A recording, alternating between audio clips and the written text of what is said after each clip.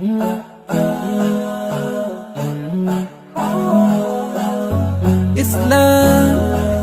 is my deen. Islam is my way. I believe in Allah, in Muhammad. I believe in Allah, in Muhammad. Amantu billah. একটা প্রশ্ন করতে চাই আগে, দেখি যে কে বলতে পারে। স্টুডেন্ট থেকে শুরু করে অভিভাবক দুই গ্রুপে কিন্তু আমি ধরবো। কিন্তু জাহান্নামের কিন্তু জাহান্নাম যে আছে এটার কিন্তু পাহারাদার আছে। কেউ কি বলতে পারে যে জাহান্নামের পাহারাদার কয়জন? এনিওয়ান? হাত উঁচু করছে কয়েকজন। Very nice. মিডল বয়, দাঁড়াও দাঁড়াও দাঁড়াও। কতজন? কত কত বলছে? দুইজন বলছে। এনিওয়ান? ঠিক আছে, থ্যাংক ইউ থ্যাংক ইউ। আর কেউ? একজন। এ বলছে একজন। Excellent answer. ঠিক না বেঠিক পরে আমরা আলোচনা করবো। Very nice. আর কেউ? 7।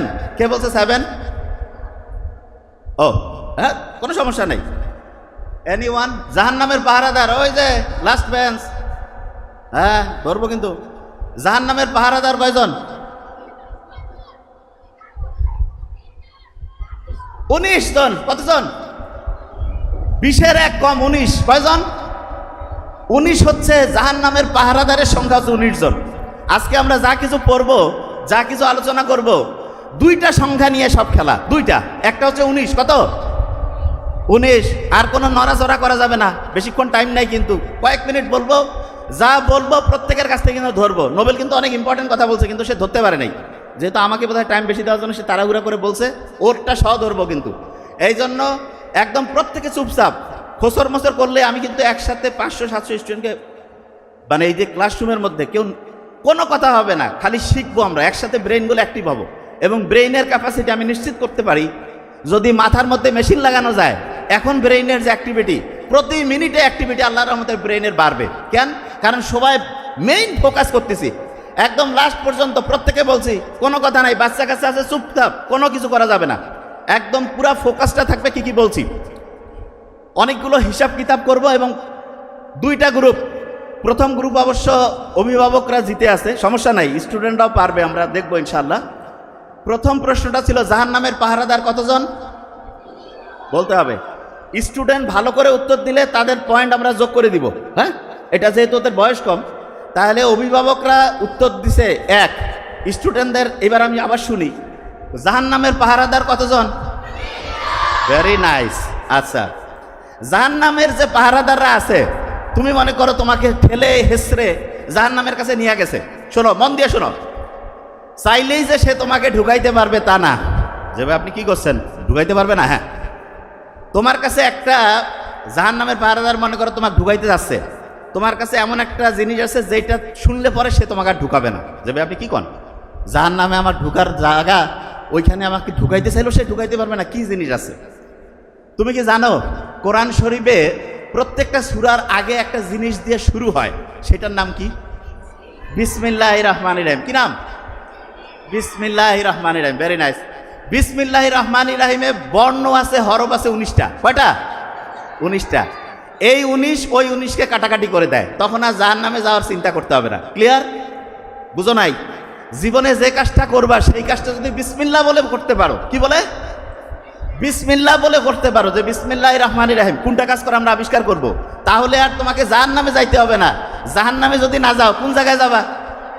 জান্নাতে। আলহামদুলিল্লাহ। আচ্ছা, এবার শোনো, কোরআন শরীফের মধ্যে সূরা আছে কয়টা? Very nice. দেখছেন পাওয়ার? দেখছেন স্টুডেন্টদের? অসাধারণ। Very nice. কত? 114টা সূরা আছে। আচ্ছা, ছোট্টরা এবার বলবে 114কে যদি আমি 19 দিয়ে ভাগ করি কত হয় বলো তো?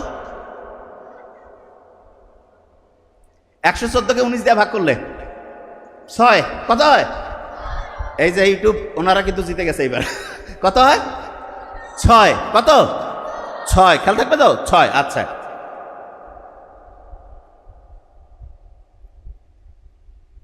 যে কেউ যদি ভালো কাজ করে তার শুরুটা করে বিসমিল্লাহ দিয়া। কি দিয়ে করে?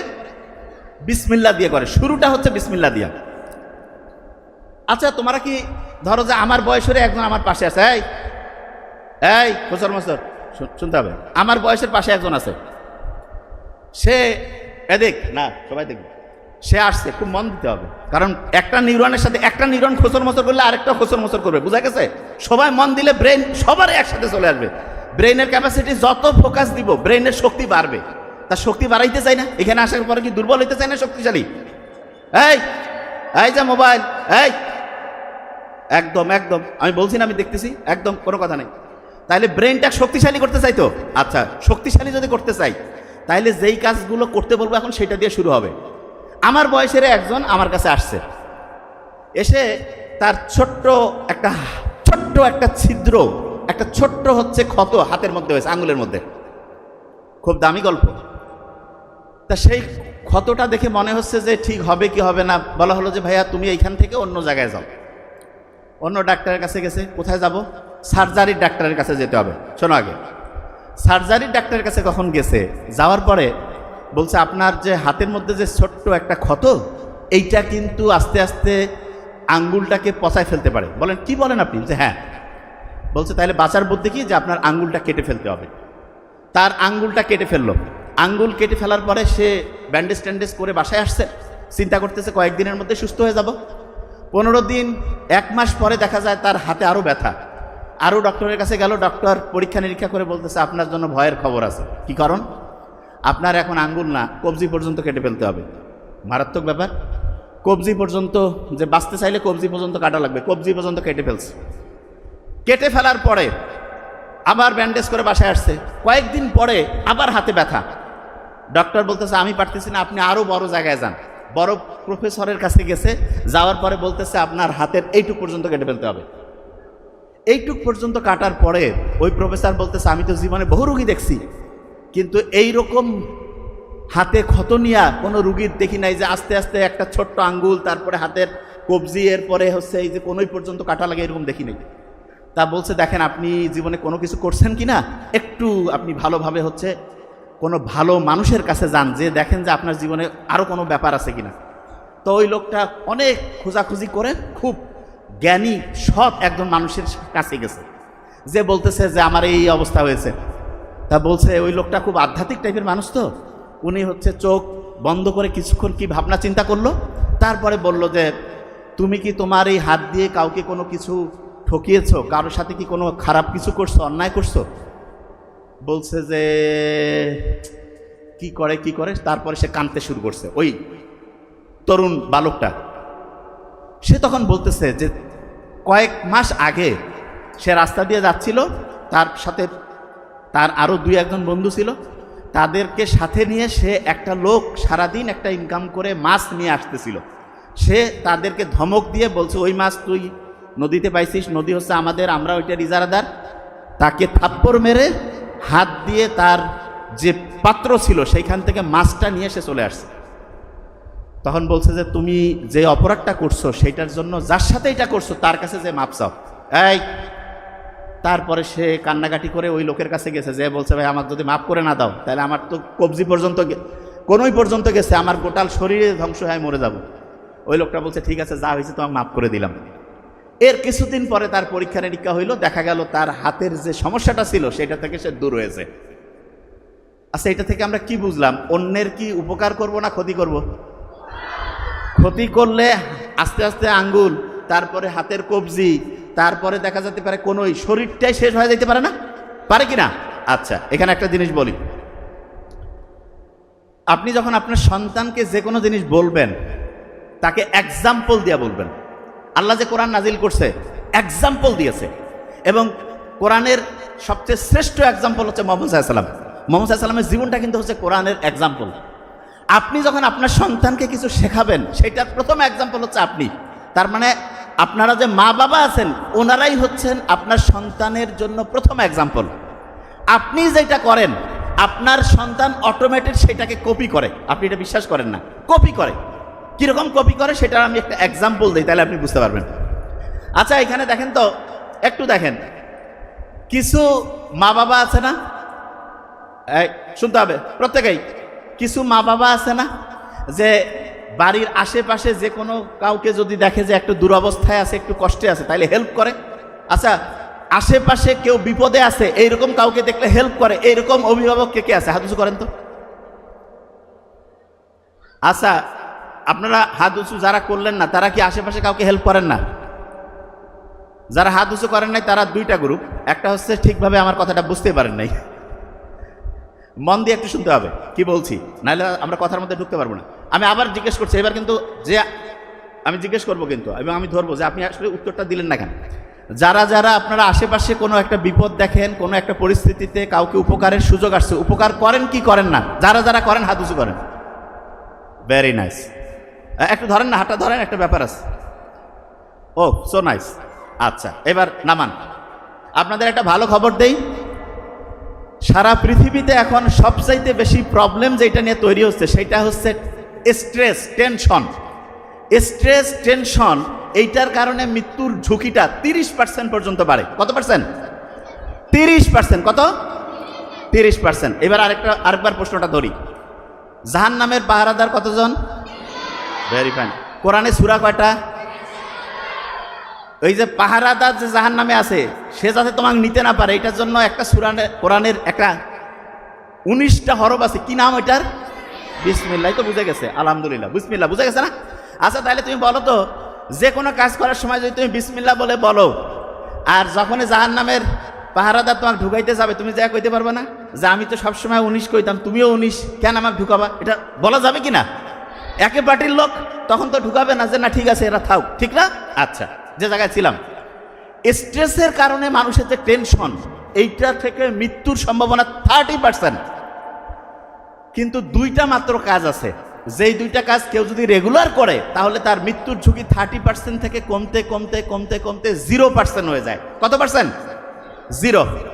এবং সেই দুইটা কাজের একদম সেই দুইটা কাজের একটা কাজ হচ্ছে অন্যকে সাহায্য করা, অন্যকে হেল্প করা। সেই দুইটা কাজের 1 নম্বর কাজ অন্যকে হেল্প করা, অন্যকে সাহায্য করা, এটা 1 নম্বর। 2 নম্বর কাজটা কি সেটা আমি বলতেছি, তার আগে একটা জিনিস বলি।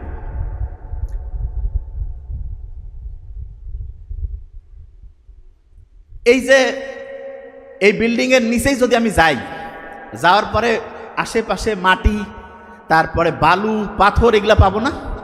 পাবো। কিন্তু কাউকে যদি বলি যে ভাই ঠিক আছে বিল্ডিংয়ের নিচে নামলেই তুমি হচ্ছে যে ডায়মন্ড পাবা, গোল্ড পাবা, কেউ কি বিশ্বাস করবে? বিশ্বাস করবে না। কেন? সবচেয়ে দামি জিনিস কি বাইরেই থাকে নাকি ভিতরে থাকে? তাহলে যেটা যত দামি সেটা তত লুকায়িত থাকে নাকি বাইরে উন্মুক্ত থাকে? লুকায়িত। তাহলে যে ছোট্ট বাচ্চারা, তোমরা তখন মেয়ে, একদম ছোট্ট মেয়ে, যারা এই যে নারী, মেয়েদের আল্লাহ অনেক মর্যাদা দিয়েছে না? তাহলে মেয়েদের যে সৌন্দর্য, এটা দামি জিনিস না কম দামি? তাহলে দামি জিনিস কি বাইরে উন্মুক্ত থাকবে নাকি প্যাকেট করা থাকবে? প্যাকেট করা। Very nice. কি থাকবে? প্যাকেট করা। তাহলে ছোট্ট বাচ্চা যে যত সুন্দর, প্রত্যেকেই অসাধারণ, তার কি তত বেশি পরিমাণ ঢেকে রাখা উচিত নাকি উন্মুক্ত করা উচিত? তাহলে যে যত বেশি পর্দা করে সে তত সুন্দর না অসুন্দর? সে তত দামি নাকি কম দামি? দামি। তাহলে যে পর্দা করে সে কি নিজের দাম বাড়াচ্ছে না কমাচ্ছে? কেননা যে জিনিস যত দামি সেই জিনিস তত কি প্রোটেকশনে থাকে, তত আবরণে থাকে, ঠিক না? ঠিক কিনা? আচ্ছা, প্রত্যেকের বাড়িতে সিন্দুক আছে না?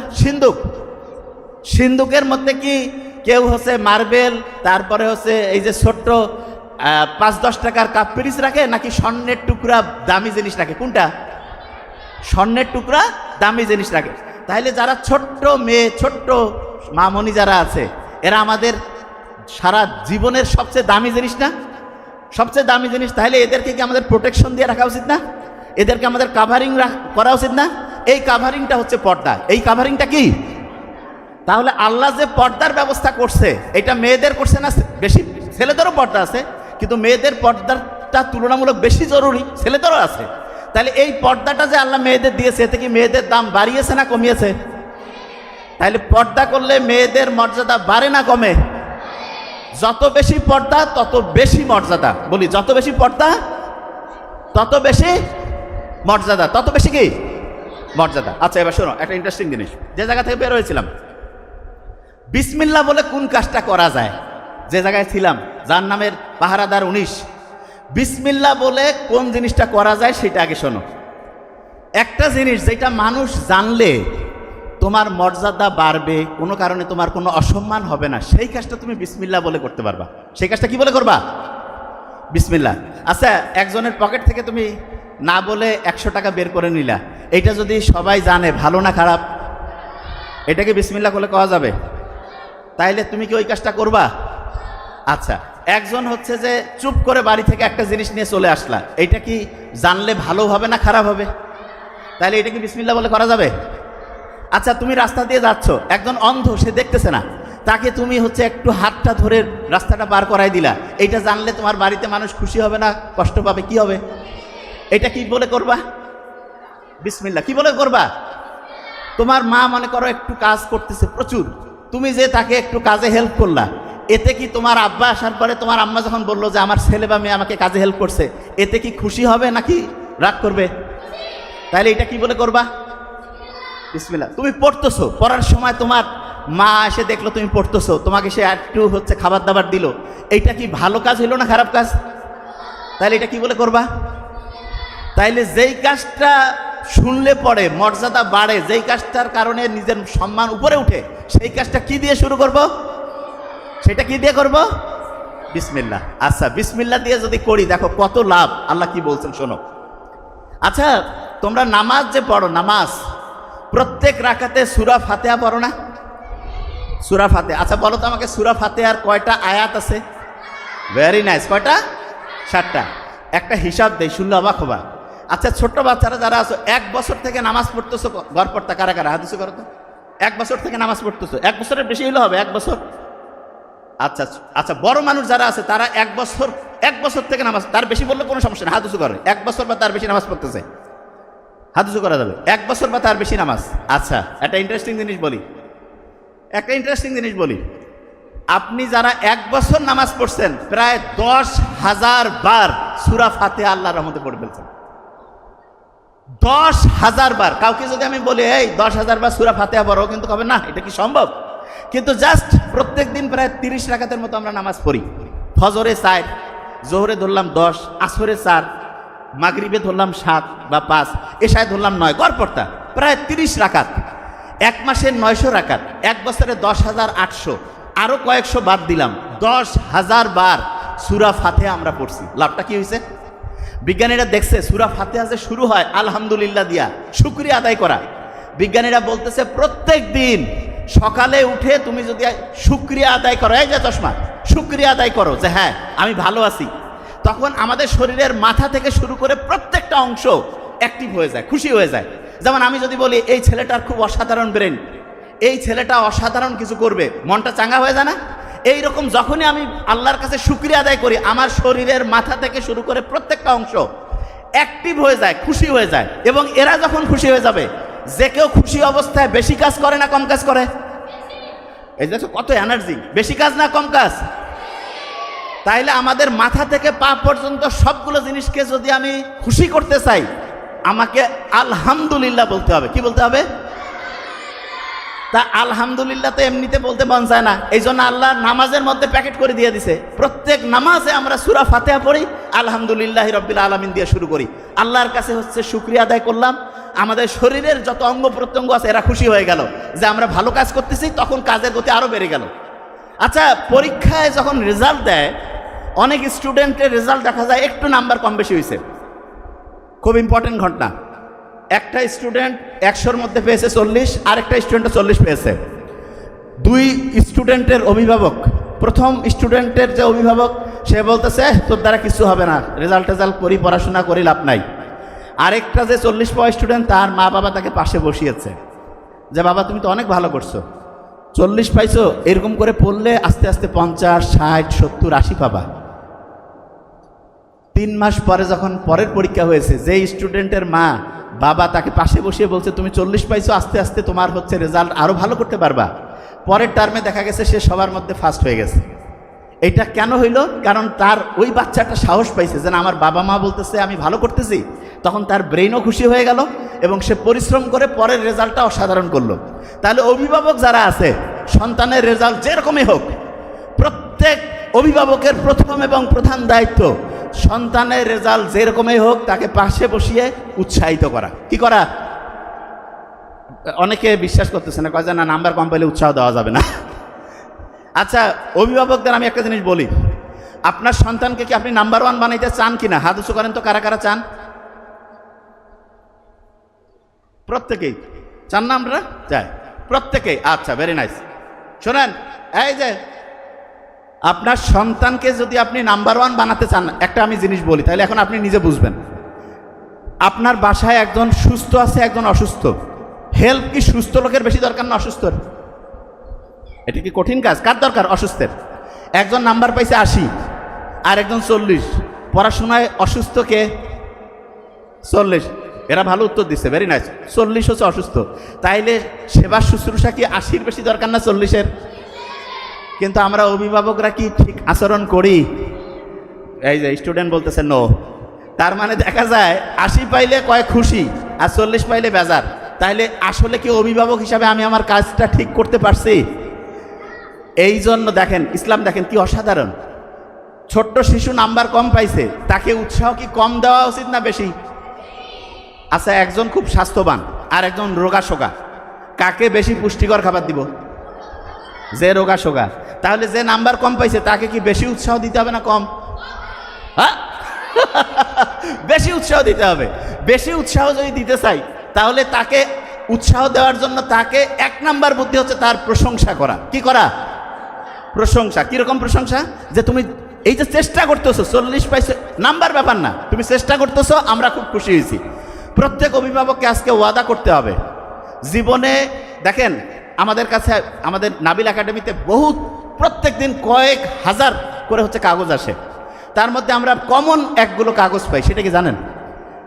স্টুডেন্টরা চিঠি লেখে আমাদের পেজে, আমাদের ওইখানে যারা প্যানেল আছে তাদেরকে, তারা ওই কাগজগুলো আমার ছোট ভাই ডক্টর নোবেল কখনো কখনো আমার কাছে পাঠায়। তাদের যে চিঠিটা লেখে, সেই চিঠির সামারি যদি করি, সংক্ষেপে যদি বলি, কীরকম যে আমি এই সমস্যায় আছি, প্রত্যেকের সমস্যা ভিন্ন, শেষে একটা কমন জিনিস আসে। বিশেষ দ্রষ্টব্য দিয়া লিখছে 2 পৃষ্ঠায় যে আমি যে সমস্যা বলছি এইটা কোনোভাবে যাতে আমার আব্বা আম্মা না জানে। আপনি দেখেন, ওরা আমাদেরকে বিশ্বাস করতেছে, অথচ মা বাবা হচ্ছে সন্তানের জীবনের শ্রেষ্ঠ অ্যাডভাইজার, শ্রেষ্ঠ কাউন্সিলর। মা বাবা যদি ঠিক হয় অ্যাডভাইজার হিসাবে, কাউন্সিলর হিসাবে, আমরা যারা কাউন্সিলর হিসাবে আলাদাভাবে এই যে আমরা টাকা নিয়ে দিই, দেখেন আমরা কিন্তু ফ্রি দিলাম সেটা অন্য, কিন্তু নর্মালি কি হয়, যে কোনো আপনি দেখাইলেন একটা ফি নেয়, অথচ মা বাবা হচ্ছে সুপার অ্যাডভাইজার, সুপার কাউন্সিলর। আপনি আপনার সন্তানের কাউন্সিলিং কেন করতে পারছেন না? এখানে আবার একটা ইন্টারেস্টিং জিনিস বলি। এক প্রফেসর, নাম নিব না, চিনে ফেলবেন, উনি একদিন বলতেছে, নাবিল আমার ছেলেটার একটু কাউন্সিলিং করো তো। আমি বললাম, স্যার আপনি তো অনেক লক্ষ লক্ষ মানুষের কাউন্সিলিং করছেন। কয় আমার বেটা আমার কথা শুনে না। কেন? আমি বললাম, স্যার, আমি তখন স্যারের সাথে আলাপ করলাম যে কি কারণে। বলতেছে সে সবাই এসে স্যারকে বলে, দেখেন ইন্টারেস্টিং খুব জিনিসটা, এটা কিন্তু শিখতে হবে, খুব ইন্টারেস্টিং জিনিস। সবাই এসে স্যারকে টাকা দিয়ে দেখাচ্ছে, স্যারের বেটা, স্যারের ছেলে স্যারের কাছে শুনতেছে না। আমি বললাম, স্যার কারণটা কি আপনি ধরতে পারছেন? বলছে বুঝতে পারতেছি না। আমি বলছি সমাধানটা আমার কাছে আছে। বলছে কি সমাধান? দেখেন, আপনিও সমাধান করতে পারবেন। দেখেন, আপনি চিন্তা করেন, এখন আপনি একটা ইন্টারেস্টিং জিনিস দেই। আপনি অভিভাবক, দেখেন খুব ইন্টারেস্টিং। আপনার কাছে দেখা গেল আপনার ছেলের বন্ধু বা বন্ধুর বন্ধু, মানে আপনার ছেলের বন্ধুর বন্ধু আসছে, এসে বলতেছে যে আঙ্কেল বান্টি আমি এই সমস্যায় আছি। আপনি কিন্তু তার কথা শুনতেছেন, শুনে কি করতেছেন? তাকে কোনো জাজ করেন না, আপনি তাকে একটা বুদ্ধি দেন, পরামর্শ দেন। আবার ওই আপনি যখন আপনার নিজের ছেলে মেয়ে এসে বলে আমার এই সমস্যা, হ্যাঁ তুই আমার বেটাই হয় এরকম করছিস, আমার বেটি হয়, তোর খেয়া ফেলাবো আজ, এই যে জাজমেন্টাল হই, তখন দেখা যায় ছেলে মেয়ে নিজেকে নিজের বাবা মার কাছে সব কিছু বলতে যায় না। খেয়াল রাখবেন, মা বাবার কাছে যদি ছেলে মেয়ে সব কিছু বলতে পারে, আমি বলতেছি লিখে রাখেন, সমাজের 80% প্রবলেম দূর হয়ে যাবে। 80% প্রবলেম দূর হয়ে যাবে সন্তানেরা যদি মা বাবার সাথে খোলামেলা আলোচনা করতে পারে, একদম বন্ধুর মতো মিশতে হবে। তো অনেকে বলে আমি তো বাপ মা, আমি তো সন্তানের সাথে বন্ধুর মতোই মিশি। কীরকম বন্ধু? খরক বন্ধু। দেখা যায় সন্তানের ভালো হইলে আসি, যে কোনো খারাপ কিছু হইলেই এই তুই এটা করছিস, এত বড় ভুল করছিস, তোর শেষ। তোর আব্বা আসুক, তোর আম্মা আসুক, মানে আব্বা আম্মাকে বলতেছে, আম্মা আব্বাকে বলতেছে, একটা গ্যাঞ্জাম লাগাই দিল। নো, এইটা করবেন না। আপনি তাকে চিন্তা করবেন যে তার অবস্থায় আপনি থাকলে আপনি যাকে বলতেছেন তার কাছ থেকে কি আচরণ আশা করতেন, এবং ওই সন্তানটা যদি আপনার না হয়ে আপনার বন্ধুর বা অন্য কারো হইতো, আপনি যেই অনুযায়ী তাকে হচ্ছে ঠিকভাবে দিক নির্দেশনা দিতেন সেটাই করতেন। আচ্ছা আমি একটা জিনিস বলি, খুব অসাধারণ মানুষ যারা, অনেক সময় আমরা দোয়া নিতে চাই না, এই বলেন না কেন দোয়া নিতে চাই না? আপনি কারো কাছে দোয়া নিতে গেছেন, খুব অসাধারণ মানুষকে জিজ্ঞেস করে, এই তুই কি কি জীবনে করছিস, চুরি বাটপারি ধান্দাবাজি? নো, বলে তোমার জীবনটা সুন্দর হোক, তোমার জীবনটা ভালো হোক, জীবনে উন্নতি করো। ঠিক তেমনি করে আপনার সন্তান যেই অবস্থায় যেই পরিস্থিতিতে থাকুক, আপনার উচিত তাকে হচ্ছে উৎসাহিত করা, তুমি জীবনে অসাধারণ কিছু করো, ভালো কিছু করো। আর যে কোনো খারাপ জিনিসের কথা সরাসরি করবেন না যে এইটা কর এইটা করবেন না, এইভাবে বলিয়েন না, এক্সাম্পল দিয়ে বলেন। এক্সাম্পল কীরকম, একটা ঘটনা বলি তাহলে বুঝতে পারবেন। এই যে বাতাস চলতেছে না, বাতাসের মধ্যে কিন্তু অনেক সময় ধুলা, বালু, তারপরে হচ্ছে পাথর, এগুলো নড়াচড়া করতে থাকে। তো হঠাৎ করে উত্তরবঙ্গে এরকম বাতাস যখন উঠে তখন সেটাকে একটা স্পেশাল নাম বলে, পসিয়া, এরকম একটা শব্দ আছে। এটার মানেটাকে একটু সহজ করে বলি। বাতাস উঠতেছে, এক জায়গায় একজন খুব জ্ঞানী মানুষ এবং তার চতুর্দিকে কয়েকজন তার স্টুডেন্ট বসে আছে। তা জ্ঞানী লোকটা বলতেছে যে তোমরা কি মিষ্টি মন্ডা কিছু খাইতে চাও? ওই স্টুডেন্ট যারা আছে যে হ্যাঁ এটা হইলে খুব ভালো হয়। তা উনি কাগজের মধ্যে কি কি জানি লিখলো, আরবি ভাষায় লিখে ভাঁজ করে একজনকে বললো যে ওই যে এরকম করে ঘুরতেছে সেখানে যে এটা জমা দাও। উনি করছে কি, ওই কাগজটা ওইখানে গিয়ে জমা দিয়েছে। দেওয়ার পরে দুই একদম বক্স মিষ্টি আর হচ্ছে যে ওইটাকে বলে যে হচ্ছে সন্দেশ চলে আসছে। আসার পরে তো সবাই খুব মজা করে খাইলো। ওই যে স্টুডেন্টকে দিছিল হাতের লেখা, সে কিন্তু যাওয়ার সময় একটু দেখে নিছে। এর কয়েকদিন পরে ওইরকম হচ্ছে পরিস্থিতি তৈরি হয়েছে, ওই বন্ধু ওই ছেলে যে দেখছে কাগজে লেখা, সে তার বন্ধুদেরকে বলতেছে তোমরা কি মিষ্টি মন্ডা খাইতে চাও? কয় আমরা তো খাইলে খুব মজা লাগবে। তো বলতেছে দাঁড়াও, ও চিন্তা করতেছে সাল লিখে দিছিল, আমি দেখছি শিখে ফেলছি, এইটা যদি আবার আরেকজনকে লিখে দেয় তাহলে তো ও শিখে ফেলবে। ও বলছে তোমরা দাঁড়াও। ও সুন্দর করে ওটা লিখছে, লিখে গিয়ে ওইখানে ফেলে দিছে। প্রথমবার ফেলে দিছে, কাজ হয় না, কোনো মিষ্টি মন্ডা আসতেছে না। দ্বিতীয়বার ভালো করে আবার লিখছে, ফেলে দিছে, তবু কাজ হচ্ছে না, একটু কনফিডেন্স কমে যাচ্ছে, কি ব্যাপার হচ্ছে না কেন? শেষে আরও ভালো করে লিখছে, লিখে দিয়েছে। তৃতীয়বার যে লিখে কাগজটা ফেলছে, একদম জোরে জোরে গালের মধ্যে থাপ্পড়, পিঠের মধ্যে কিল ঘুষি শুরু হয়ে গেছে। সে কিচ্ছু দেখতে পাচ্ছে না, দৌড়ানো শুরু করছে। দৌড়াইতে দৌড়াইতে দৌড়াইতে ওই যে জ্ঞানী লোক যে লিখে দিছিল মিষ্টি আর হচ্ছে সন্দেশ আসছিল তার কাছে চলে গেছে। যে বলতেছে যে আসসালামু আলাইকুম, একটা ভুল হয়ে গেছে। কি ভুল বাবা?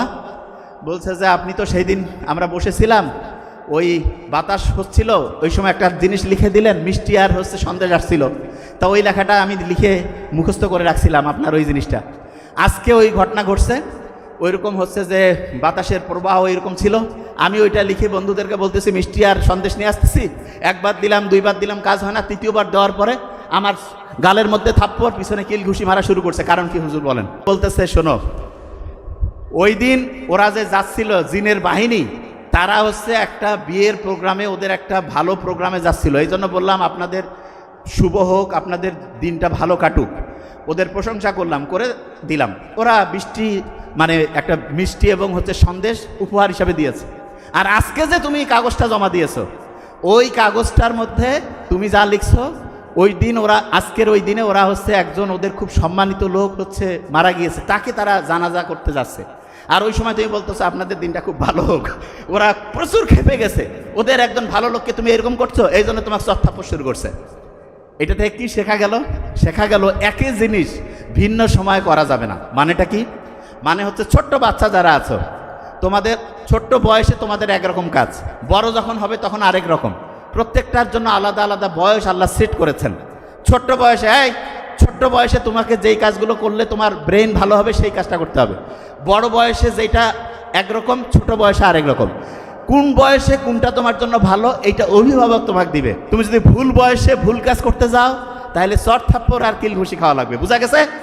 এই ছোট মানুষরা বুঝছো, তোমরা লেখা দেখেই আবার কাগজ ফিকাই দিও না, তাহলে কিন্তু চট থাপ্পড় আর কিল ঘুষি। মাথায় ঢুকছে?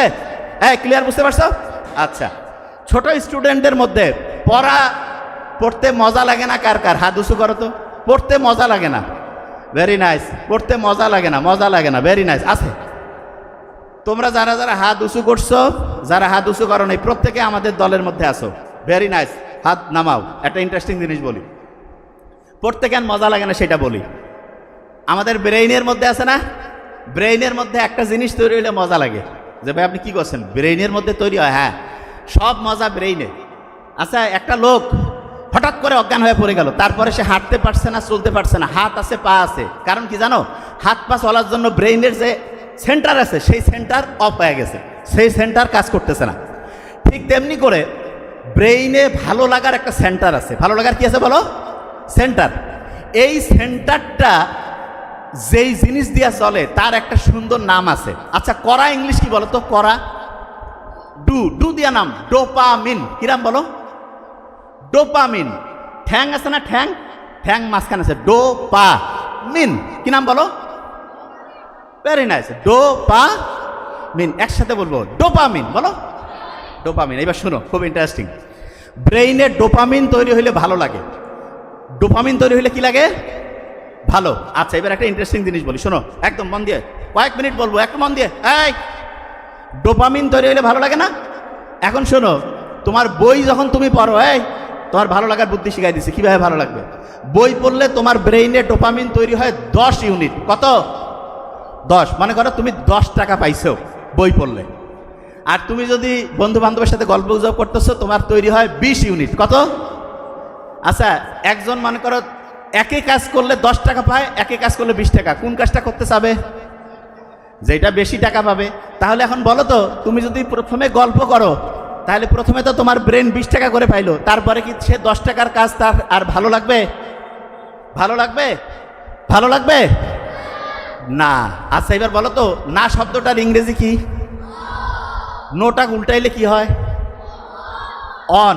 অন মানে হচ্ছে চালু হওয়া। অন মানে কি হয় না? ফ্যানটা অন করে দিত বাবা, মানে চালু কর। এই টিভিটা অন করতো, চালু কর। মোবাইলটা একটু অন করে আনতো, চালু কর। অন মানে কি? চালু করা। এবং অন মানে কি জানো? সামনে যাওয়া। অন মানে কি? আচ্ছা বলো তো, নোটাকে উল্টাইলে কি হয়? তাইলে বন্ধুর সাথে গল্প আমি করব, কিন্তু সেইটা কি পড়ার আগে না পড়ার পরে? তাইলে পড়ার আগে যদি আমি গল্প করি, তারপরে পড়তে মন চাবে না। কিন্তু আমি যদি পড়ি তারপরে যদি গল্প করি, তাহলে আমার পড়াও মজা লাগবে, গল্পও মজা লাগবে। পড়াও মজা, গল্পও মজা। তাহলে বলো তো, আগে কি গল্প করবো না আগে বই পড়বো? আগে কি করব? আচ্ছা, তাহলে এবার একটা দেখি, স্টুডেন্ট হেভি ব্রিলিয়ান্ট, মারাত্মক ফিউচার বাংলাদেশের অদ্ভুত সুন্দর। কারণ সত্যি কথা, মনটা তো চাঙ্গা হইলো। সারা দেশের স্টুডেন্ট যদি এইরকম হয়, আমেরিকা ইংল্যান্ড একদিকে, আমাদের বাংলাদেশ আরেক দিকে থাকবে। বিশ্বাস করো, সত্যি কথা বলছি। মারাত্মক অ্যাক্টিভ স্টুডেন্ট। এবং এই ছোট্ট বাচ্চাদের যে অ্যাক্টিভিটি, আমি তো ইউনিভার্সিটিতে যে বক্তব্য দেই, ওদের গ্রুপ একদিকে থাকলে এদের সাথে পাবে না, নিশ্চিত। সুপারহিট গ্রুপ, অসাধারণ। মানে আমি যেটা দেখতেছি,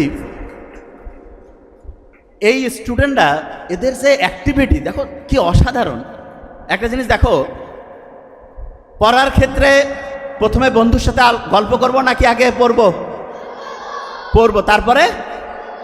আচ্ছা, এবার বলো তো, আমাদের যে ব্রেনটা, এটা কি কোনো কোম্পানি বানাইছে না আল্লাহ বানাইছে? আচ্ছা, যে যে জিনিসটা বানায় তার কাছে ওই জিনিসটার চাবি থাকে না? তাইলে ব্রেনটা চাবি দিয়া যদি আমরা ভালো করতে চাই, কার সাথে কানেকশন করতে হবে? আচ্ছা, আল্লাহর সাথে চিঠি লেখার একটা বুদ্ধি আছে। যে ভাই কি করেন, চিঠি লিখবেন? হ্যাঁ, দৈনিক 5 বার একসাথে চিঠি লিখতে পারো, সেটা হচ্ছে নামাজ। কি বলো? নামাজ। এই নামাজ যদি আমরা পড়ি, তাইলে আল্লাহর সাথে চিঠি লিখলে আল্লাহ কি খুশি হবে না বেজার হবে? খুশি হবে। আচ্ছা, ছোটবেলায় ধরো যে তোমার আব্বা আম্মা তোমাকে আদর করে, বড় হইলেও করে, ঠিক না? তোমার আব্বা আম্মা তোমাকে যতটা আদর করে, আল্লাহ কিন্তু আমাদেরকে তার চেয়ে লক্ষ লক্ষ কোটি কোটি গুণ বেশি আদর করে। কিন্তু একটা শর্ত আছে, সেটা কি জানো? আচ্ছা, আমরা যারা এখানে একটু বড় আছি, তাদের কাছ থেকে তোমরা শুনো, তাইলে বুঝতে পারবা। আচ্ছা, আমাদের ছেলে মেয়ে যদি আমাদেরকে জানিয়ে একটা কাজ করে, আমরা বড়রা কি খুশি হই নাকি কষ্ট পাই? এই বড়রা বলি না কেন, খুশি না কষ্ট? খুশি। এবার চিন্তা করেন তো, আল্লাহকে জানিয়ে যদি আমি একটা কাজ করে, আল্লাহ খুশি হবে নাকি কষ্ট পাবে? আল্লাহ তো কষ্ট বলে কিছু নাই, খুশি নেই। কিন্তু আমি জাস্ট বুঝাচ্ছি, আল্লাহ তখন হচ্ছে বান্দার উপরে রহমতটা কি বাড়াবে না কমাবে? বাড়াবে। এবার আমাকে একটা জিনিস বলো, এই ছোট্ট যারা আছো, ব্রেইনের চাবি যদি আমি স্টার্ট করতে চাই, কার সাথে কানেকশন? আর আল্লাহর সাথে কানেকশনের জন্য 5 বার চিঠি লেখার যে নিয়ম, সেটার নাম কি? নামাজ। তাহলে প্রত্যেক দিন যদি 5 বার আল্লাহর সাথে কানেক্টেড হয়ে নামাজ পড়ো, তাহলে দৈনিক 5 বার চিঠি লেখা হইলো না? দৈনিক 5 বার কি হলো? চিঠি। চিঠি লিখলে কানেকশনটা বাড়ে। কিরকম বলি, একজনকে এমনিতে দাওয়াত দিলা, ভালো। কিন্তু কার্ড দিয়ে সুন্দর করে একটু যদি দাও খুশি হয় না? তোমাকে মনে করো চিফ গেস্ট বানাইছে এক জায়গায়, কার্ড দিল, তুমি একটা জন্মদিনের একটা কার্ড পাইছো, খুশি লাগে না? তাইলে এরকম আল্লাহকে যখন আমরা নামাজে ডাকি তখন আল্লাহ খুশি হয় নাকি কষ্ট পায়? খুশি হয়। আচ্ছা বলো তো, আল্লাহকে যখন আমরা নামাজে ডাকি তখন আমরা সেজদা দেই না? সেজদা, যখন আমরা সেজদা দেই তখন আমাদের শরীরের নাকটা কোথায় লাগে? মাটিতে। কপালটা কোথায় লাগে? আচ্ছা বলো তো, নাক আছে না? নাক, এই নাকে হাত দাও। একটা জিনিস বলি, হাঁচি যখন আসে তখন নাকে হাত দিলে কিন্তু হাসিটা ওই সময় অফ হয়ে যায়, দেখছেন? কারণ হচ্ছে যে এটার সাথে অলফেক্টরি বলে একটা নার্ভ আছে, সেটা কানেকশন ব্রেইনে। হাসি দিলে আমরা কি বলি? আলহামদুলিল্লাহ না? আলহামদুলিল্লাহ বলি না? বিজ্ঞানীরা দেখছে হাঁচি দিলে শরীরের ভাইরাস যেগুলো শরীরের জন্য খারাপ সেগুলো বের হয়ে যায়, এই জন্য আলহামদুলিল্লাহ বলি। কত অসাধারণ! তার মানে হাঁচি এই প্রক্রিয়াটা শরীরের জন্য ভালো। ইন্টারেস্টিং জিনিস। নাক যেটা, এইটাকে বলে মর্যাদার প্রতীক। কিসের প্রতীক? মর্যাদা। আর কপাল, কয় না ওর কপাল ভালো, এটা হচ্ছে সৌভাগ্যের প্রতীক।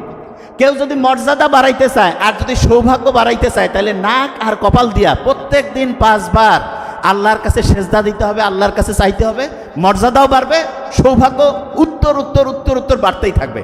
তাইলে মর্যাদা বাড়াইতে চাইলে, সৌভাগ্য বাড়াইতে চাইলে দৈনিক কয়বার নামাজ পড়তে হবে? কয়বার? আচ্ছা, নামাজ যখন আমরা পড়ি, নামাজ যখন পড়ি তখন আল্লাহ শুকরিয়া আদায় করি কি করি না? শুকরিয়া আদায় করি। আচ্ছা, এবার অনেকে বলবে যে ভাই, যে নামাজ পড়তেছি দৈনিক কিন্তু ব্রেইন বাড়তেছে না, অনেকে বলে না? এই আচ্ছা, ব্রেইনের ক্যাপাসিটি মানে ব্রেইনটা ঠিকভাবে কাজ করে না, এইরকম কার কার মনে হয় ব্রেইন কাজ করে না ঠিকভাবে ছোট বাচ্চার মধ্যে? আচ্ছা, ভেরি ফাইন। ব্রেইনটা মনে হচ্ছে একটু কাজ করে কম না? আচ্ছা, এদের ব্রেইনটা বাড়াই দিতে হবে, এখন ব্যবস্থা করতেছি। ব্রেইনটা কীভাবে বাড়ায় শুনো, তোমাদের একটা বুদ্ধি শিখাই, তাহলে তোমার ব্রেইনটা বাড়বে। কীরকম সেটা বলি। এই ছোট্ট বাচ্চাদের দেখতেছি চশমার পরিমাণটা একটু বাড়ছে মনে হচ্ছে, আগে না?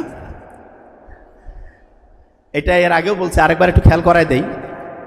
আমেরিকান যে হচ্ছে চক্ষু বিশেষজ্ঞ কমিটি আছে, ইউএস একাডেমি অফ অপথালমোলজি, ওরা একটা রিপোর্ট দিয়েছে 2050 সাল, মানে এটা 2025, আর 25 বছর পর এইখানে যদি 500 জন স্টুডেন্ট থাকে, পাশাপাশি 2 জনের 1 জনের চোখে চশমা থাকবে। তার মানে 50%-এর চোখে চশমা। আমরা যারা একটু সিনিয়র, এদের চোখে চশমা তুলনামূলক কম। দেখেন তুলনামূলক, যে আপনি পার্সেন্টেজটা দেখেন, কারণটা কি সেটা বলি। এবং আমরা যখন ওই বয়সে ছিলাম তসমা আরও কম ছিল। এটা কেন হইল সেটা বলি।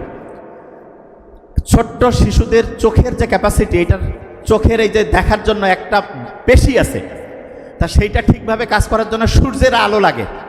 তুমি চোখটাকে যদি ঠিকভাবে কাজ করতে দিতে চাও তাহলে তোমার প্রত্যেক দিন সূর্যের আলোতে 30 মিনিট থেকে 45 মিনিট থাকতে হবে। তাহলে আস্তে আস্তে চোখের যে ক্যাপাসিটিটা সেটা ঠিক থাকবে। তাহলে বলো তো ছোট্ট বাচ্চারা, প্রত্যেক দিন সূর্যের আলোয় কত মিনিট থাকবা? দেখছেন কত স্ট্রং? 30 থেকে 45 মিনিট। আচ্ছা, যে জায়গায় ছিলাম, ব্রেইনের পাওয়ারটা কিভাবে বাড়াবে সেটা বলি, শোনেন। এই ব্রেইনের পাওয়ার কিভাবে বাড়বে, প্রত্যেকে আজকে থেকে এটা বলবা। বলতেছে, এই শোনো আগে, রাব্বি জিদিনি ইলমা। বলো তো, যে কোনো জিনিস করার আগে বলবা রাব্বি জিদিনি ইলমা। বলো, মানেটা কি জানো? আল্লাহর কাছে বলতেছে, আল্লাহ আমার জ্ঞান বাড়ায় দাও, আমার জ্ঞান বাড়ায় দাও, আমার জ্ঞান বাড়ায় দাও। আল্লাহর কাছে যখন তুমি চাবা, তুমি তোমার আব্বা আম্মার কাছে 100 টাকা 500 টাকা চাইলে যদি মনে করে দরকার, দিবে না? তোমাকে দিবে। দেখো, কিন্তু এই শোনো, কিন্তু যদি জানে যে তুমি ওই টাকা দিয়া ভিডিও গেম খেলবা, আন্দাজে টাকা নষ্ট করবা, তাহলে কি দিবে? শোনো, খুব ইম্পর্টেন্ট। তাহলে তুমি আল্লাহর কাছে যে ব্রেনটা চাচ্ছ, সেই ব্রেন দিয়া যদি তুমি খারাপ কিছু করো, আল্লাহ কি ব্রেন সহজে দিতে চাবে? তুমি যদি ভালো কিছু করো তাহলে দিবে কি দিবে না? তাইলে বলো তো, যারা ব্রেইনের পাওয়ার বাড়াইতে চাও, আল্লাহকে কি করবা যে আল্লাহ আমি এই ব্রেনটা ভালো কাজে লাগাবো না খারাপ কাজে? কোন কাজে? আচ্ছা, তাহলে ভালো কাজে যদি ব্রেনটা লাগাতে চাও, আল্লাহকে যখন বললা রাব্বি জিদিনি ইলমা, তার সাথে সাথে মনে মনে কি বলবা?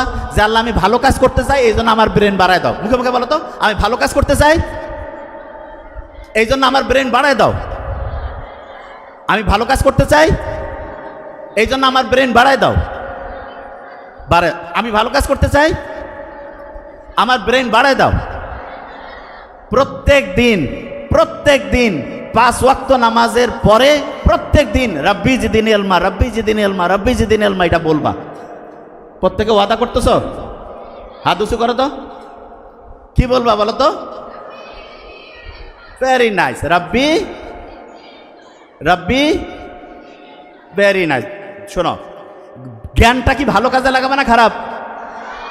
আচ্ছা, তোমার কি খেয়াল আছে ভালো কাজ করলে কি সম্মান বাড়ে না কমে? আচ্ছা, ভালো কাজ অন্য মানুষ জানলে কি মানুষ খুশি হয় নাকি কষ্ট পায়? আচ্ছা, বন্ধু অন্যকে হেল্প করা এটা ভালো কাজ না খারাপ? এইটা করলে আল্লাহ ব্রেন বাড়াবে না কমাবে?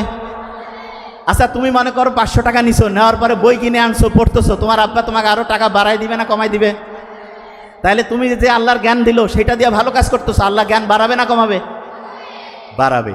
শোনো, তোমাদের মনে মধ্যে একটা বুদ্ধি আসতেছে না, যে আমি মনে মনে কব আল্লাহ আমার খালি বুদ্ধিটা আসুক তারপর খারাপ কাজ করব না, এরকম মনে হচ্ছে যে বুদ্ধিটা আগে দেও। আচ্ছা শোনো, তুমি কি করবা না করবা এটা আল্লাহ সব জানে, আল্লাহ সব জানে। এই দাঁড়ান, এই তো খোঁচার মতো শুরু হয়ে গেছে। হ্যাঁ, একটা জিনিস ক্লিয়ার করি, প্রত্যেকটা স্টুডেন্টকে যে জিনিসটা মাথায় নিতে হবে সেটা হচ্ছে আমি যত ভালো কাজ করব আমার ব্রেইনের অ্যাক্টিভিটি বাড়বে এবং আস্তে আস্তে আস্তে আমার পড়াটা মনেও থাকবে ভালো। তাহলে প্রথম আল্লাহর কাছে যাবো। আর 2 নাম্বার কি জানো, খুব ইম্পর্টেন্ট, যেটা করলে তোমার ব্রেইন বাড়বে, কি সেটা বলি। তুমি যত সত্যি কথা বলবা তোমার ব্রেন ওইটা শুনবে এবং ওইটা মনে রাখবে। বললো তো সত্যি বললে ব্রেনের পাওয়ার বাড়বে না কমবে? যত বেশি সত্য বলবো ব্রেনের পাওয়ার বাড়বে না কমবে?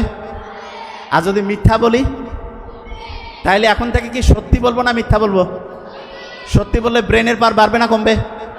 বাড়বে। আচ্ছা, আরেকটা ইন্টারেস্টিং জিনিস, এই মা বাবাকে যদি সম্মান করো, এই যে আছে না তোমরা ছোট মানুষ, মা বাবাকে যদি সম্মান করো তাহলে তোমার ব্রেইনের যে আছে না এইখানে তখন হচ্ছে তারা খুশি হয়ে যায়। এরা যদি খুশি হয় তাহলে তখন এরা ভালো করে কাজ করবে না খারাপ করে? তাহলে বলো তো, মা বাবাকে যদি সম্মান করো তাহলে তোমার ব্রেইনের যে শক্তি, ব্রেইনের যে পাওয়ার, এটা বাড়বে না কমবে? বাড়বে। তাহলে বলো তো, এখন থেকে মা বাবাকে সম্মান করবো না অসম্মান? মা বাবার কথা মতো চলবো কিনা? সত্যি কথা বলবো না মিথ্যা? নামাজ দৈনিক পড়বো কিনা? পড়বো। আচ্ছা, এই জ্ঞান দিয়ে কি ভালো কাজ করবো না খারাপ কাজ? আচ্ছা, এবার একটা গাছের ঘটনা বলি, এই শেষের দিকে চলে আসছি, কয়েক মিনিট। চীন দেশের নাম শুনছো তোমরা? চীন। আচ্ছা, চীনের নাম শুনছো তোমরা? মুহাম্মদ সাল্লাল্লাহু আলাইহি ওয়াসাল্লামের একটা হাদিস, জানি না এটা নিয়ে বিভিন্ন মতভেদ আছে, যে জ্ঞান অর্জনের জন্য সুদূর চীনে হইলেও যাও। এই চীনে একটা গাছ আছে, গাছ, সেই গাছের যে বীজটা সেখানে যখন বপন করা হয়, পানি দিলা, পানি দেওয়ার পরে 3 মাস 6 মাস 1 বছর গেল, কোনো কিছু দেখা যায় না। 2 বছর গেল, কিছু দেখা যায় না। 3 বছর গেল, কিছু দেখা যায় না। 4 বছর গেল, কিছু দেখা যায় না। 5 বছর গেল, কিছু দেখা যায় না। 6ষ্ঠ বছরের দিকে 3 মাসের মধ্যে 70 ফিট লম্বা একটা বিশাল গাছ, ওই যেটা কিছুই দেখা যাচ্ছিল না, মাত্র 3 মাসের মধ্যেই 70 ফিট লম্বা উঁচা একটা গাছে পরিণত হয়ে গেল। এখন অনেকের মাথায় প্রশ্ন যে এটা কি কারণে হইল?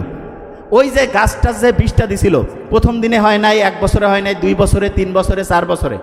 কিছু কিছু জিনিস আছে যেটা হঠাৎ করে খুব বড় হয়, এবং তোমাকে যদি আল্লাহ কোনো কিছু দেরিতে দেয় বেশি দিবে। কিরকম এক্সাম্পল দিচ্ছে, এই যে গাছের এক্সাম্পলটা বুঝছো না, যে তাড়াতাড়ি, এই যে কোনো গাছ কি এরকম আছে একবারে 70 ফিট হঠাৎ করে হয়, ওই গাছটা হবে যেটা যত দেরিতে। আচ্ছা, গরুর দুধ কারা কারা তোমরা খাইছো? হাদুসে করো তো। হ্যাঁ, ব্রেইন আছে, ভেরি ফাইন। শোনো, হরলিক্স খাইও না, হরলিক্সে চিনি, হরলিক্স খাবা না। অনেক অভিভাবক মনে করে হরলিক্সে ব্রেইন বাড়বে, ব্রেইন ধ্বংস হয়। এটা নিয়ে পরে বলবো, খালি এইটুকু বললাম, হরলিক্সে 10 গ্রামে 7 গ্রাম চিনি, ফালতু জিনিস, সত্যি কথা, ফালতু। আচ্ছা, যে জিনিসটা বলতেছিলাম, আচ্ছা এই ছোট্ট বাচ্চারা এবং অভিভাবক সবাই, এবার গরুর দুধ থেকে 1-2 দিন পরে কি দই পাওয়া যায় না?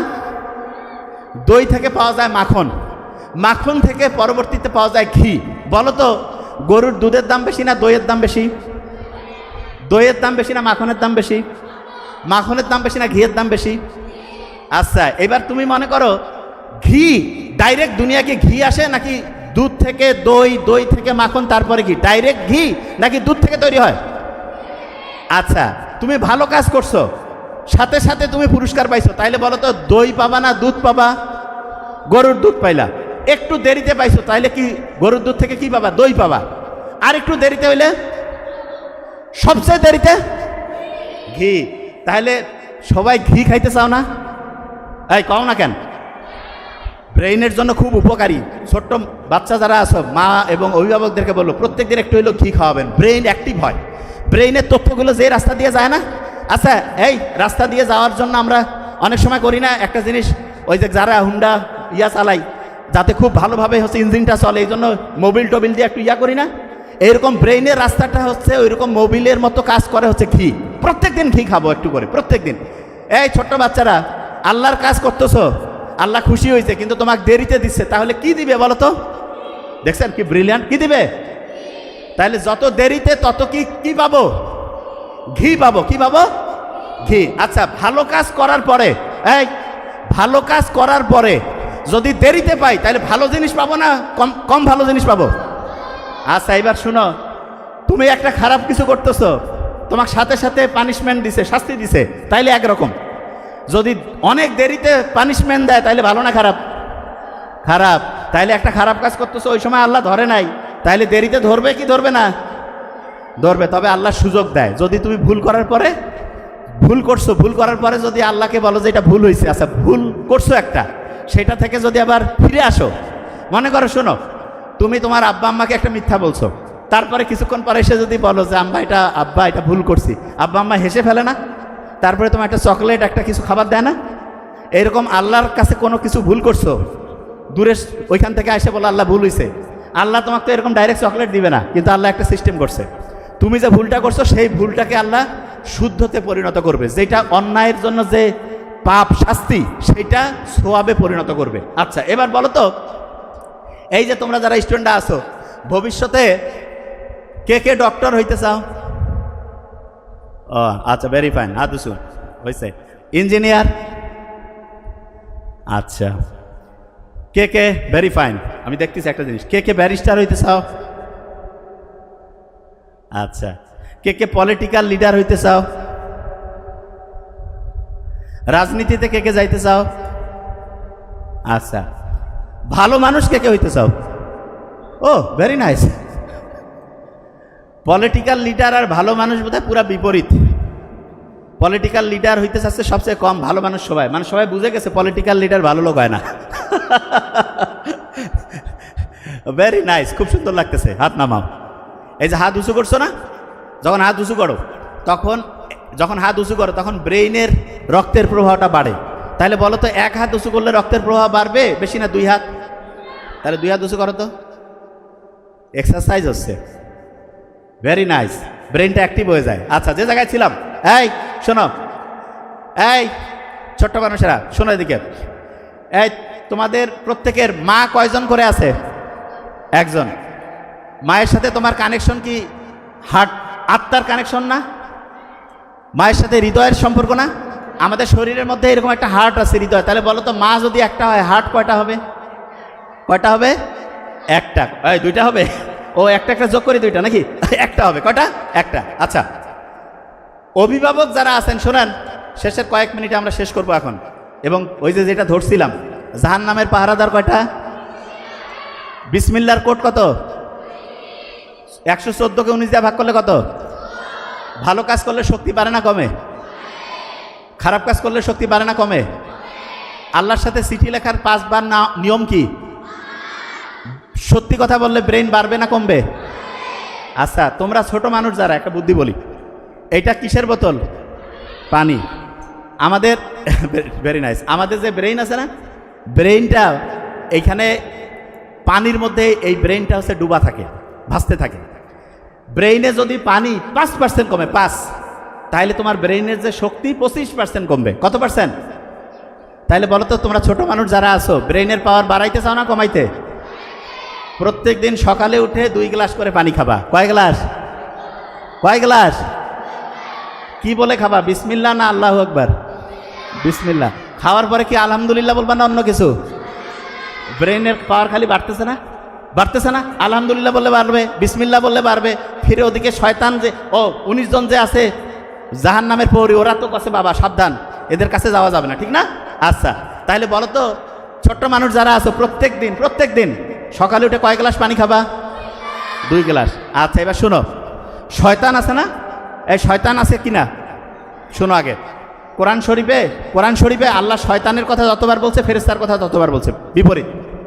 শয়তান সবচাইতে বেশি ঘোরাঘুরি করে কোন সময় তোমরা কি জানো? সন্ধ্যার একটু পর থেকে ওদের ঘোরাঘুরি শুরু হয়। আমরা দিনের বেলায় জাগি, আর শয়তানের মুভমেন্ট শুরু হয় বেশিরভাগ হচ্ছে মাগরিবের পর থেকে। মনে করো যত রাত বাড়ে শয়তানের চতুর্দিকে ঘোরাঘুরি বাড়ে, তত বেশি ওরা অ্যাক্টিভ হয়।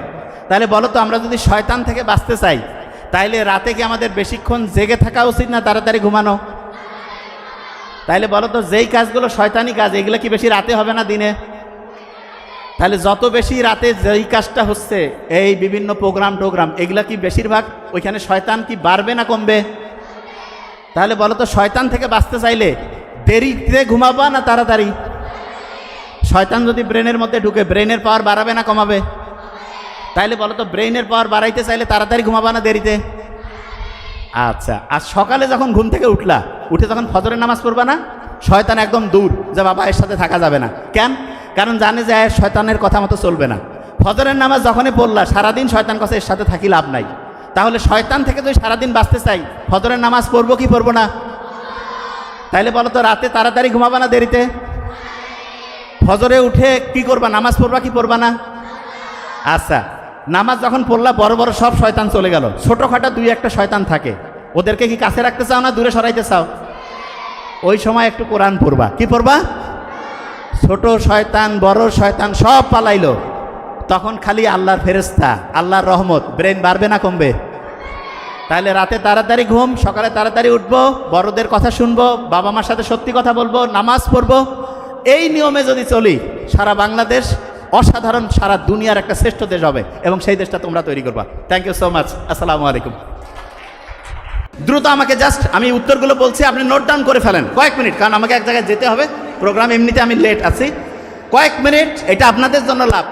এরপরে বুদ্ধি টাকা দিয়েও পাবেন না, 10,000 টাকা খরচ করবেন, বুদ্ধিটা পাবেন না। এই জন্য বলছি দ্রুত, এটা অন্যকেও আপনি এই বুদ্ধিটা হয়তো শেয়ার করে দিতে পারবেন। দ্রুত প্রশ্নগুলো আমি উত্তর দিয়ে দিচ্ছি, আপনারা জাস্ট নোট ডাউন করে ফেলুন। এই প্রশ্নগুলোর উত্তরগুলো লাইফ চেঞ্জিং হতে পারে। খুব দ্রুত বলতে হবে, 5 থেকে 7 মিনিট, খুব দ্রুত। খালি প্রশ্নগুলো আমাকে দিয়ে দেন, আমি হচ্ছে এক এক করে উত্তর দ্রুত বলে দিচ্ছি। আর প্রত্যেকে নোট ডাউন করে ফেলুন, প্লিজ নোট ডাউন করে ফেলবেন, অন্য অনেকে যারা আছে তারাও জানতে পারবে। আমি বলে দিচ্ছি, দেখেন খুব ইন্টারেস্টিং কোশ্চেন্স, খুবই, আমি যেটা বলবো নোট ডাউন করে ফেলবেন, এবং এইটাই আপনার গাইডলাইন হয়ে যাবে ইনশাল্লাহ। শিক্ষার্থীরা যেসব চ্যালেঞ্জের মুখোমুখি হচ্ছে, তার মধ্যে সবচেয়ে বড় চ্যালেঞ্জ কি? আমি যেটা বলি যে সবচেয়ে বড় চ্যালেঞ্জ স্টুডেন্টদের জন্য যেটা, সেটা হচ্ছে তারা তাদের সামনে ভালো রোল মডেল পাচ্ছে না। ভালো রোল মডেলকে মা বাবাকে ইসলামের যে মূল নিয়মগুলো যেটা মানা উচিত সেটা আপনি মানেন, আপনার সন্তান ভালো হতে বাধ্য। মা বাবা যদি ভালো হয়ে যায়, সন্তান ভালো হবে। তবে এখানে একটা জিনিস বলি, সম্ভবত নূহ আলাইহিস সালামের ছেলে কিনান, ও কিন্তু সঙ্গদোষে নষ্ট হয়ে গেছিল। এই জন্য আপনারা আপনার সন্তানকে কার সাথে সে মিশতেছে এটা খুব এনশিওর করবেন। যাদের সাথে মিশে তাদেরকে বাসায় ডাকবেন, একসাথে খাওয়াবেন। আগেকার দিনে আমরা যেটা দেখতাম, ফ্যামিলি, আত্মীয় স্বজন সবাই সবার বন্ধু বান্ধবকে চিনত। এই কাজটা সবাই করবেন, অসাধারণ ভবিষ্যৎ বাংলাদেশের অপেক্ষা করছে। এরপরে যেটা বলছে সেটা, শিক্ষার্থীরা কীভাবে পাঠ্যক্রম বহির্ভূত কার্যকলাপ এবং ব্যক্তিগত জীবনের সাথে একাডেমিক সাফল্যের ভারসাম্য বজায় রাখতে পারে। হ্যাঁ, এটার জন্য আমি একটা ফর্মুলা বলি, 80-20 ফর্মুলা। কি ফর্মুলা? 80-20 মানেটা কি? সে প্রত্যেক দিন যেই টাইমটা পড়বে, সেটার 5টা ভাগ করবে। 5টা ভাগের মধ্যে 4টা ভাগ সে একাডেমিক পড়া পড়বে। তার মানে সে যদি 5 ঘন্টা পড়ে, 4 ঘন্টা একাডেমিক পড়া, 1 ঘন্টা সে একাডেমিকের সাথে কানেক্টেড অন্য পড়া। কি পড়বে? প্রথমে আমি বলবো, প্রত্যেকটা স্টুডেন্টের দুনিয়ার সবচেয়ে সেরা বইটা পড়া উচিত। সেরা বইটা কে লিখছে? দুনিয়ার কেউ লেখে নাই, আল্লাহ লিখছে যে কোরআন। এটা প্রত্যেকটা স্টুডেন্টের প্রত্যেক বছর এইটা ম্যান্ডেটরি একবার এমন হওয়া উচিত আমার মতে প্রত্যেকটা স্টুডেন্টের জীবনে, যে আমার বয়স হচ্ছে 70 বছর, আমি 70 বছরে প্রথম 5, 7, 10 বছর পরে কোরআন পড়া শুরু করছি। প্রত্যেক বছরে একবার গোটাল কোরআনটা বাংলা অর্থ অন্তত আমি পড়ছি। আরবিতে আপনি পড়লে তো আরও সব, বাংলায় যত বেশি পড়বেন, যত বুঝবেন, তত এটা থেকে এর অসাধারণত্ব বের করতে পারবেন। তার মানে 80-20, 80% টাইম টেক্সট বুকের পড়া, আর 20% টাইম প্রথমে কোরআন হাদিস, তারপরে বিজ্ঞানের সাথে সম্পর্কিত ব্যাপারগুলো পড়বে। আস্তে আস্তে ইনশাল্লাহ ব্রেনের ক্যাপাসিটি বাড়বে। একটি সফল ছাত্র জীবন গঠনের শৃঙ্খলা কি ভূমিকা পালন করেন? দেখেন, আপনি যখনই একটা ডায়েরি লিখবেন, ডায়েরি লেখার সাথে সাথে রুটিনে আগামীকাল কি করবেন এটা তখন লিখবেন, সাথে সাথে 25 থেকে 40% আপনার অ্যাক্টিভিটি বাড়বে। মানে ব্রেইনের পাওয়ার 25 থেকে 40% বাড়বে। কীরকম? ইসলামে একটু বলেন তো আমাকে, যে আমরা যে হচ্ছে প্রথম রোজাটা যে রাখি মাগরিবের নামাজের পরে, যখন সূর্য চাঁদ উঠলো, তারপরে আমরা আহলান সাহলান রোজা চলে আসছে, তারাবির নামাজের প্রিপারেশন নেই না? তারাবি আমরা কি হচ্ছে মাগরিবের নামাজের পরে, এশার নামাজের পরে পড়ছি। তো ইসলামের নিয়মটা হচ্ছে, ইসলামের দিনটা শুরু হয় মাগরিবের পরে। এই জন্য প্রত্যেক স্টুডেন্টকে বলবো তুমি রুটিনটা করবা মাগরিবের পরে। তার মানে আজকে মাগরিবের পর থেকে আমি এশার নামাজ পর্যন্ত এই পড়া পড়লাম, এশার পরে ঘুমাবো, ভোর থেকে উঠবো, সকালে পড়বো, দুপুরে স্কুল কলেজ যেখানে যাওয়ার গেলাম, আবার মাগরিব পর্যন্ত, মাগরিব টু মাগরিব এরকম করে রুটিন মেনটেন করবা। অসাধারণ স্টুডেন্ট ইনশাল্লাহ হবা। মেধাবীরা যখন, শিক্ষার্থীরা যখন নিরুৎসাহিত বোধ করে, যা ব্যর্থতার মুখ হয়ে, তখন কীভাবে অনুপ্রাণিত করতে থাকতে পারে। এটা অলরেডি আমি বলছি। একটা স্টুডেন্ট নাম্বার কম পেয়েছে মানে সে পড়াশোনা একটু অসুস্থ, তার ট্রিটমেন্টটা সবচেয়ে ভালো হবে তাকে উৎসাহ দেওয়া। তার মানে আপনার যে সন্তান নাম্বার কম পায় তাকে বেশি পরিমাণ উৎসাহিত করেন, তাকে বেশি পরিমাণ হচ্ছে পজিটিভলি তাকে বলেন যে বাবা তুমি পারবা। এবং সন্তানকে যখনই আপনি বলবেন যে সে পারবে এবং তার জন্য আল্লাহর কাছে দোয়া করবেন, দুইজনে একসাথে দোয়া করবেন, তাকে রুটিন অনুযায়ী পড়তে বলবেন এবং পড়াটা বুঝে পড়তে উৎসাহিত করবেন। বুঝে পড়লে 900% পর্যন্ত পড়া ব্রেইনে ঢুকে। আরেকটা জিনিস বলি, যে কোনো কঠিন পড়ার আগে ঘুমাবেন, একটু পড়বেন আবার ঘুমাবেন। এবং অভিভাবকদেরকে বলি আপনার সন্তানকে 15-20 মিনিটের বেশি একটানা পড়তে দিবেন না। আপনারা অনেক সময় বলেন যে কি তুই বারবার উঠিস, আমাকে অনেক স্টুডেন্ট বলে যে আপনি বলেন স্যার তাড়াতাড়ি অল্প অল্প করে পড়তে, কিন্তু অভিভাবকরা বলে কিরে তুই খালি বারবার উঠিস। বারবার উঠা হচ্ছে সবচাইতে আদর্শ পড়া। 15-20 মিনিট পড়লো, তবে উঠে আবার মোবাইলে ফেসবুকিং এগুলা না, উঠে একটু হাঁটাহাঁটি করে বুক ভরে শ্বাস নেবে, সারবে, পানি খাবে, কুসুম কুসুম গরম পানি। ওই যে আমার পানির বটটা কই জানি না, কুসুম কুসুম গরম পানি খাবে, গরম ঠান্ডা সবসময়, ব্রেইনের অ্যাক্টিভিটি বাড়বে, এটা খুব ইম্পর্টেন্ট। এরপরে যেটা বলছে ভবিষ্যতের সাফল্যের জন্য প্রস্তুতি নেওয়ার জন্য শিক্ষার্থীদের কী অভ্যাস গড়ে তোলা উচিত। একটা ফর্মুলা আছে ইংরেজিতে, সেভার্স ফর্মুলা। এটা কি? প্রত্যেকদিন সকালে উঠে সাইলেন্ট মুডে চলে যাবে। সাইলেন্ট মুড মানে আল্লাহর কাছে আমি সাহায্য চাচ্ছি, আল্লাহ তোমাকে রহম করো। এরপরে আল্লাহর কাছে চাবা যে আল্লাহ আমার ব্রেন দৈনিক বাড়তেছে, আমি যাতে বড়দের সম্মান করতে পারি, আব্বা আমার জীবনটা অসাধারণ করতে পারে, এই চিন্তাগুলো করবে। এরপরে হচ্ছে ভবিষ্যতে যেটা হইতে চাও, ডাক্তার, ইঞ্জিনিয়ার, পলিটিক্যাল লিডার, যা হইতে চাও সেটা হয়ে গেছো, এবং সেইটা হইতে গেলে যেই কাজ করা লাগে সেটা রুটিন অনুযায়ী করবা। প্রত্যেকদিন একটু এক্সারসাইজ করবা, নামাজ পড়বা, কোরআন করবা, এই অনুযায়ী পড়তে থাকো, ইনশাল্লাহ অসাধারণ কিছু হবে। এরপরে বলছে পড়াশোনার সময় শিক্ষার্থীরা কীভাবে তাদের মনোযোগ একাগ্রতা উন্নত করতে পারে। নামাজ পড়ার সময় শুধু আল্লাহর চিন্তা করবা, ব্রেইনের ফোকাস করার ক্যাপাসিটি বাড়বে। বর্তমানে ফোকাস করার ক্যাপাসিটি, আমেরিকার যে মাইক্রোসফট কোম্পানি আছে না, তারা বের করছে গোল্ড ফিশের ফোকাসিং ক্যাপাসিটি 9 সেকেন্ড, আমাদের হচ্ছে 8 সেকেন্ড। আমাদের ফোকাসিং ক্যাপাসিটি গোল্ড ফিশের চাইতে কমছে। ফোকাস করার ক্যাপাসিটি যার যত বেশি, তার ব্রেনের পাওয়ার তত বেশি। ফোকাস করার বুদ্ধি কি? নামাজ আল্লাহ দিয়েছে, এটার প্রধানতম একটা উদ্দেশ্য রেগুলার ফোকাস করা। ইংরেজি ফোকাস বানান FOCUS। কয়টা বর্ণ আছে? কয়টা বর্ণ? 5 ওয়াক্ত নামাজ। কয় ওয়াক্ত নামাজ? আঙ্গুল কয়টা প্রত্যেক? ইসলামের খুঁটি কয়টা? 5টা। তার মানে সব কিছুতে 5। ইংরেজিতে আল্লাহ বানান করলে কয়টা বর্ণ? কয়টা? প্রথম বর্ণ কি? তারপরে ডাবল এল। আল্লাহর মধ্যে অল, সব কিছু আছে, ঠিক আছে? আচ্ছা, এটা নিয়ে এইটুকু খালি মাথায় রাখো যে নামাজ পড়বা, রেগুলার ফোকাস বাড়বে। একজন শিক্ষার্থী হিসাবে সময় কার্যকরভাবে পরিচালনা করার সর্বোত্তম উপায়, এটা বলে দেয়। 15-20 মিনিট পরও 5-7 মিনিট রেস্ট, আবার 15-20 মিনিট পরও 5-7 মিনিট রেস্ট, এবং 2টা পড়ার মাঝখানে একটু চোখ বন্ধ করে ঘুমায় থাকো। চোখ বন্ধ করে থাকবা, ব্রেইনটা শর্ট টার্ম থেকে লং টার্ম মেমোরি সেন্টারে পড়াটাকে 500% গতিতে রিজার্ভ করবে। এই জিনিসটা খুব ইম্পর্টেন্ট। তার মানে পড়ার ক্ষেত্রে রেস্ট দিয়ে পড়বো, 2টা পড়ার মাঝখানে রিভিশন করবো, রাতে ঘুমানোর আগে রিভিশন, সকালে ঘুম থেকে উঠে রিভিশন। ওই সময় ব্রেনের আলফা এবং থিটা যে ওয়েভ থাকে, এটা সবচেয়ে অ্যাক্টিভ হয়, পড়া সরাসরি ট্রান্সফার হয়ে চলে যায় শর্ট টার্ম থেকে লং টার্ম মেমোরিতে। এরপরে বলছে যে একজন কি, এটা আপনি কি বিশ্বাস করেন যে কেবল একাডেমিক সাফল্য একটা উজ্জ্বল ভবিষ্যৎ নিশ্চিত করে, নাকি অন্য কোনো সমান গুরুত্বপূর্ণ দক্ষতা আছে? একাডেমিক পড়াশোনা ভবিষ্যতে, আমি বলি একাডেমিক পড়াশোনার একটা জিনিস বলি, একাডেমিক পড়াশোনা দিয়ে একটা স্টুডেন্টের শ্রেষ্ঠত্ব যাচাই করা যাবে না। একটা স্টুডেন্টের একাডেমিক পড়াশোনা একটা ছোট্ট পিলার, একটা ছোট্ট খুঁটি। সত্যিকার অর্থে তাকে সব বিষয়ে দক্ষ হইতে হবে, ভালো মানুষ হইতে হবে, এবং ব্রেইনের 2টা জিনিস তার বাড়াইতে হবে। সেটাকে আমি একটু বলি। 1991 US সেক্রেটারি অফ স্টেট বলছে যে, একটা আর্টিকেল ছাপাইছে, সেখানে বলছে যে আমাদের যে ভবিষ্যৎটা, সেই ভবিষ্যৎ 3টা জিনিসের উপর নির্ভর করতেছে। কি কি?